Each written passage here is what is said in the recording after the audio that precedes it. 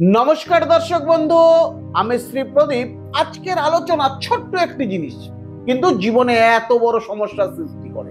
সমস্যা সমাধানের কারক মন্ত্র, অর্থাৎ আপনার পাশের বাড়ির সঙ্গে আপনার অশান্তি, আপনার ভাইয়ের সঙ্গে আপনার অশান্তি, আপনার বৌদির সঙ্গে আপনার অশান্তি, অর্থাৎ ছোট ছোট ব্যাপার বাড়ির মধ্যে সব সময় মনোমালিন্য চলছে।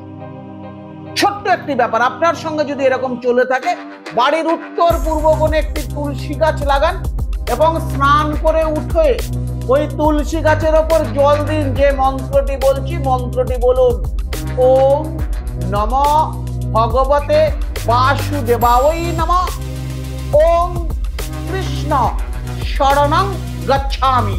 এই মন্ত্রটি বলে তুলসী গাছের গোড়ায় জল দিন এবং বাড়ি থেকে যখন বেরোবেন, আপনি যদি বেটা ছেলে হন, আপনার অনামিকা আঙুল দিয়ে তুলসী গাছের গোড়ার মাটি আপনার ললাটে ধারণ করুন। যদি কন্যা হন, আপনার কনিষ্ঠ আঙ্গুলের মাটি আপনার ললাটে ধারণ করুন। দ্বাদশী এবং পূর্ণিমা ছাড়া তুলসী গাছের গোড়ায় রেগুলার জল দিন। দেখবেন এই সমস্যা থেকে আপনি মুক্তি পাবেন। নমস্কার দর্শক বন্ধু, সুস্থ থাকুন, ভালো থাকুন।